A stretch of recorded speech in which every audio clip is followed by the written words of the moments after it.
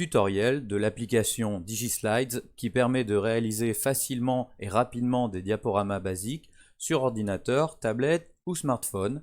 DigiSlides est un outil de la plateforme ladigital.dev qui offre de nombreux outils gratuits, libres et respectueux des données utilisateurs. Voici un exemple de DigiSlide. Ici j'ai donc le titre, une photo, un commentaire audio que j'ai enregistré. Voici une petite présentation de etc. Je passe à la diapo numéro 2. J'ai inséré ici une vidéo. Voilà. Je passe à la diapo suivante, un titre, un texte, une image. Diapo suivante, un titre, l'image à droite, le texte à gauche, etc., etc. Voici donc un exemple. Comment réaliser un diaporama avec DigiSlides ? Rendez-vous sur le site ladigital.dev. En descendant, vous trouverez tous les outils de cette plateforme, dont évidemment DigiSlides. Vous cliquez sur Utiliser pour ouvrir l'application. Ensuite, vous allez cliquer sur Créer une présentation. Vous arrivez sur la page d'accueil, vous allez lui donner un nom. Par exemple ici, Paris Tuto. Il n'y a pas de création de compte classique avec une adresse mail et un mot de passe, et c'est donc la question secrète qui fera office de mot de passe et qui vous permettra de rouvrir votre présentation pour la modifier ou la supprimer par exemple. Question secrète, vous choisissez celle que vous voulez, mot préféré, je vais donc donner la réponse, tuto test, et évidemment je garde précieusement ce mot de passe qui me permettra de rouvrir ma présentation. Je clique sur créer et j'arrive sur la page d'accueil, je vais pouvoir tout de suite créer donc ma première diapositive. Alors, on a quelques options qu'on va activer tout de suite. Ici, on peut activer des notes de présentation en dessous. Ces notes, en fait, ce sont des commentaires personnels qui n'apparaîtront pas sur le diaporama. En fait, ça peut vous permettre de préparer un petit texte pour chaque diapo que vous relirez avant votre présentation, une sorte d'aide-mémoire, de pense-bête si on veut. Vous pouvez également activer ici la personnalisation des diapositives pour ajouter quelques options, notamment le choix de la couleur de fond, la couleur du texte et ici une double mise en page. Alors on va commencer tout de suite par ajouter un titre. Voilà, par exemple on va ajouter ici Paris by Night, Paris la nuit, voilà, comme ceci.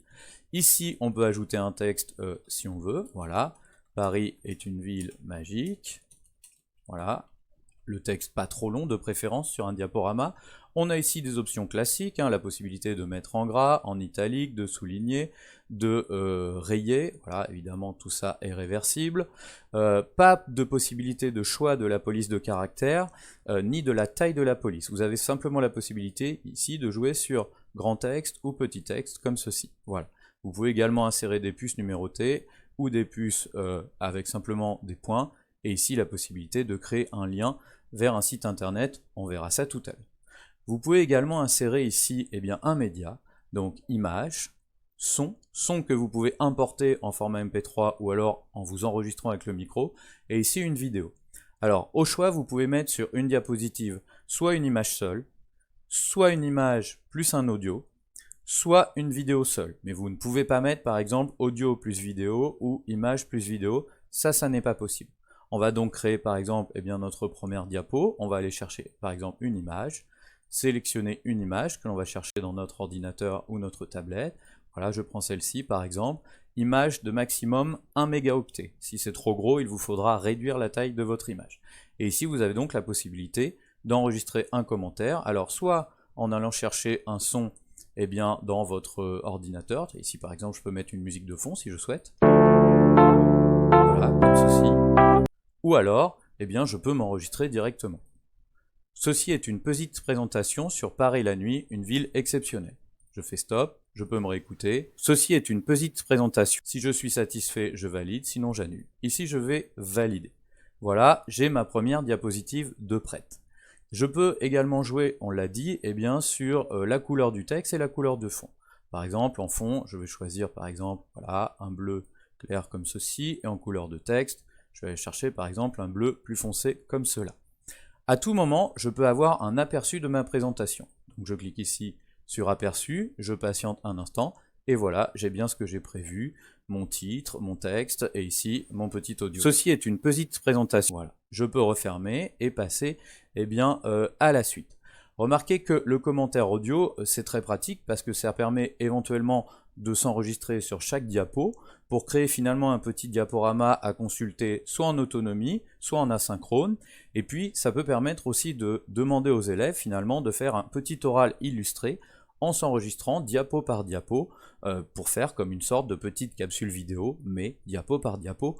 On a donc ici une belle option puisque les élèves peuvent créer également un DigiSlide sans se créer de compte. On n'a pas de problème de création de compte et d'exploitation des données élèves.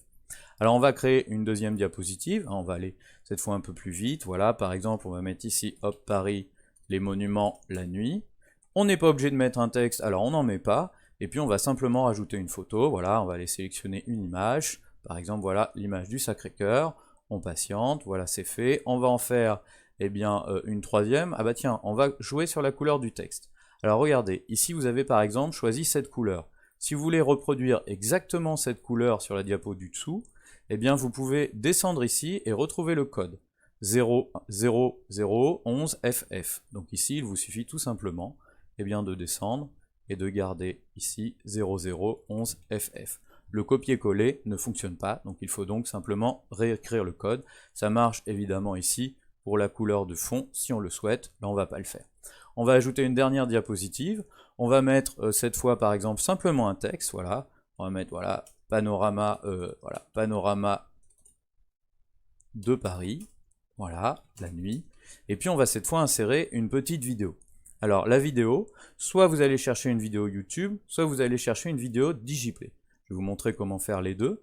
Ici par exemple j'ai une vidéo libre de droit sur YouTube, voilà.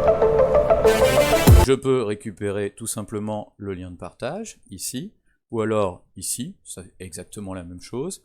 Je copie, je retourne ici, je clique ici sur vidéo, je colle mon lien, je valide, et ma vidéo est insérée.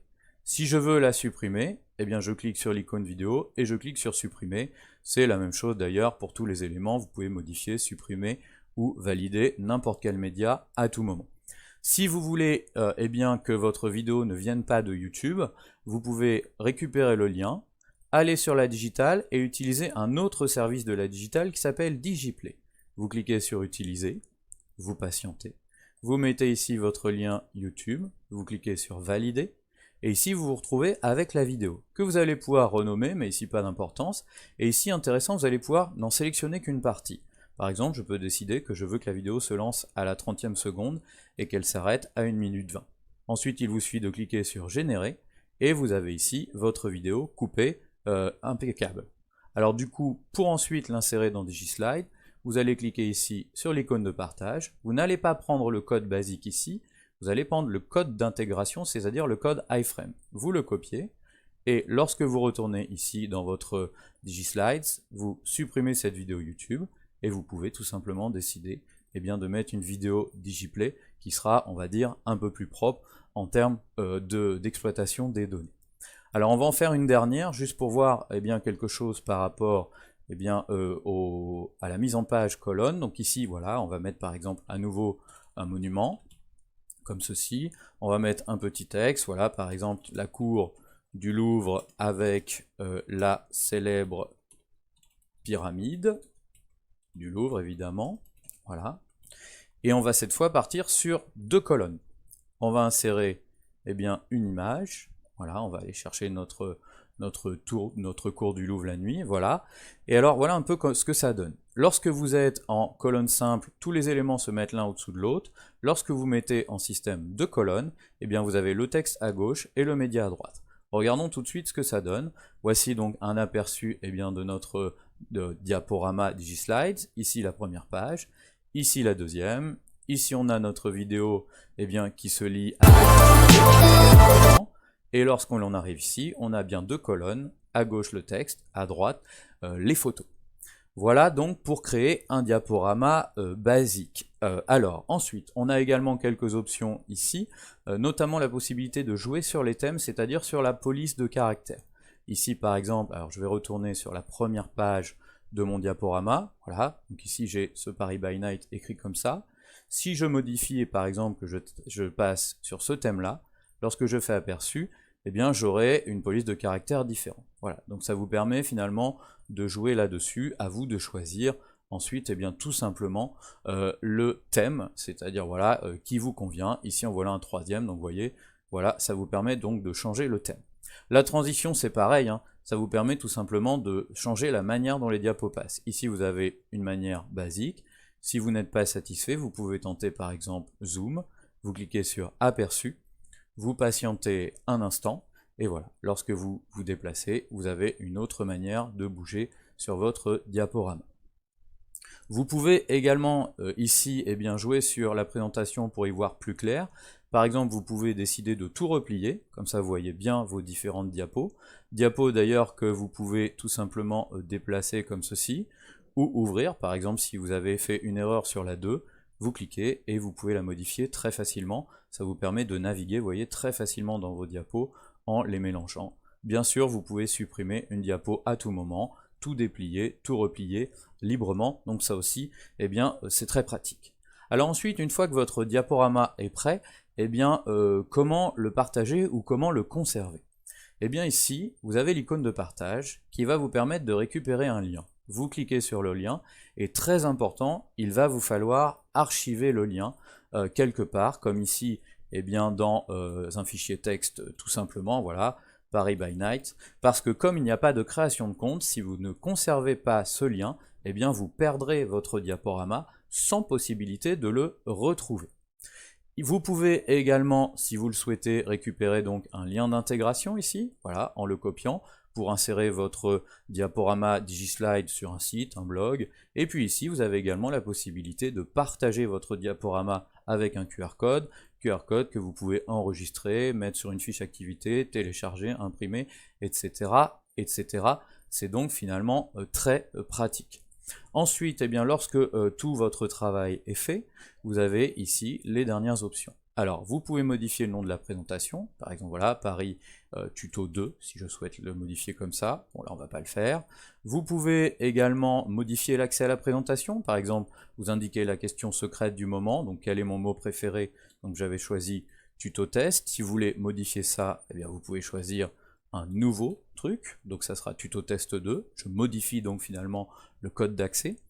Vous pouvez également exporter votre présentation, et elle va se télécharger en format zip. Vous pouvez donc l'archiver, la mettre de côté dans votre ordinateur sur une clé USB, et ensuite vous allez pouvoir la réimporter, c'est-à-dire eh bien, la remettre dans DigiSlides pour l'ouvrir sur un autre ordinateur par exemple. C'est donc très pratique. Remarquez que vous pouvez soit ajouter un DigiSlide, c'est-à-dire que vous pouvez regrouper, fusionner plusieurs diaporamas, ou alors vous pouvez décider de remplacer ce contenu par eh bien, un autre contenu, c'est donc très pratique. Ici je vais vous montrer ce que ça donne lorsque l'on fait un ajout, donc je vais faire ajouter un contenu. J'avais préparé à l'avance une diapo que j'avais mise de côté, donc je vais vous montrer ça tout de suite, voilà, ajout Paris, je clique sur ouvrir, je patiente eh bien, le temps que cette diapositive supplémentaire arrive, et vous voyez, à mes 4 diapositives, j'en ai une 5e qui s'est insérée, aucun problème, voilà, désormais, eh bien, mon diaporama est fusionné avec le précédent. Vous pouvez également supprimer la présentation si vous voulez que votre document disparaisse, vos données seront effacées. Et puis pour terminer la session d'édition, eh bien c'est tout simplement une déconnexion. Donc si vous faites terminer, voilà, vous vous retrouvez simplement sur votre diaporama, mais en mode lecteur, pas en mode éditeur. Alors comment faire justement si on veut rouvrir eh bien, son diaporama plus tard ou sur un autre ordinateur? Eh bien comme je vous l'ai dit, hein, la base c'est d'avoir ce lien bien archivé, bien de côté, ou alors d'avoir stocké votre diaporama au format zip sur une clé ou un disque. Alors regardons ce que ça donne. Ici donc par exemple, eh bien, je rouvre mon DigiSlide, et puis je suis en mode lecture, tout simplement. Et je voudrais donc eh bien, le déverrouiller pour le modifier. Eh bien je vais cliquer ici sur le petit cadenas, on va me demander ma question secrète, quel est mon mot préféré, je connais mon mot de passe, tuto test 2, puisque je l'avais modifié, je clique sur valider, et voilà, je suis à nouveau en mode édition, et je peux donc tout modifier, c'est donc extrêmement pratique. Ce que je voudrais vous montrer également, c'est que l'on peut travailler sur DigiSlide en mode collaboratif, c'est-à-dire qu'on peut ouvrir le même diaporama sur 2 ordinateurs différents, soit côte à côte, soit à distance, et on peut également travailler de manière synchrone. Je vais vous montrer ça, vous allez voir comment ça marche. Alors, je vais fermer ces deux diapos, et ici je vais en créer un nouveau, vous allez voir, tout simplement. Donc je vais retourner ici donc dans mon DigiSlides, je clique sur Utiliser, j'arrive sur la page d'accueil, créer une présentation, on va l'appeler Collab 17, question secrète, mot préféré, on va indiquer simplement Tuto 17, et on clique sur Créer. Voilà, j'ai ici mon diaporama, je vais indiquer par exemple voilà, qu'on travaille sur Paris, Paris, ville, etc. Ok. Si je veux travailler avec quelqu'un, c'est très simple. Il suffit que je lui donne tout simplement le lien ici, voilà, ou alors par QR code s'il préfère. Donc je lui donne le lien, voilà. Mon interlocuteur, finalement mon collaborateur, ouvre le diaporama et il va le déverrouiller avec le code que j'ai choisi. Donc question secrète, et je crois qu'on avait choisi tuto 17. Tuto 17 validé. Voilà. Je suis en mode édition, mon camarade est en mode édition, il peut rajouter ce qu'il veut, voilà, par exemple Paris, ville magique, voilà, il a rajouté des éléments, et moi, pour les voir apparaître, il faut tout simplement que je rafraîchisse ma page, et voilà, les éléments apparaissent ici. Je peux à mon tour rajouter des éléments, vous voyez, on peut donc travailler de manière synchrone, voilà, j'ajoute ici une image, mon camarade, pareil, rafraîchit, et il a ici accès à l'image. Donc vous voyez, ça permet également de créer des diaporamas collaboratifs pour travailler à distance et de manière synchrone. DigiSlide propose également une série de raccourcis clavier très intéressants. Flèche de gauche ou flèche du haut du clavier pour passer à la diapo précédente, flèche de droite ou flèche du bas pour passer à la diapo suivante, le F pour passer la présentation en plein écran, et le S pour afficher les notes de présentation dans un mode d'entraînement qu'on va voir tout de suite. Donc ici, j'ai une base de DigiSlide, je clique sur Aperçu et ma présentation s'affiche. Pour activer les raccourcis clavier, il est parfois nécessaire de faire un clic sur la page pour faire le focus. Ensuite, si je tape donc F, je passe bien en plein écran, je peux naviguer dans ma présentation avec les flèches de mon clavier, revenir en arrière, etc. Pour sortir du mode plein écran, je clique sur Échappe et voilà. Ensuite, je peux donc taper sur le raccourci S de mon clavier pour afficher une nouvelle fenêtre qui va me permettre de m'entraîner. Ici, j'ai la diapositive en cours. Ici, on m'indique quelle sera la diapositive suivante, upcoming. Et ici, j'ai le temps que dure ma présentation. Et ici, les notes personnelles, c'est-à-dire ce que j'ai prévu de dire sur cette diapo. Donc par exemple ici, voilà, Paris conserve aujourd'hui encore l'image de la ville romantique par excellence, son patrimoine, etc.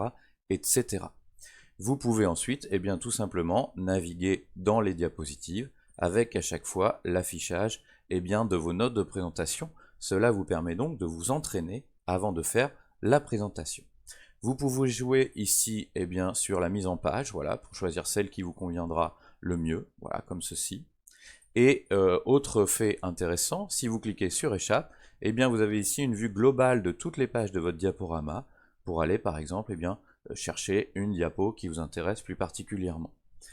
N'oubliez pas que la digitale se finance par des dons et n'hésitez donc pas à cliquer ici sur soutenir le projet pour éventuellement faire un petit don financier à Emmanuel Zimmer qui met à disposition gratuitement et gracieusement tous ces outils à notre disposition.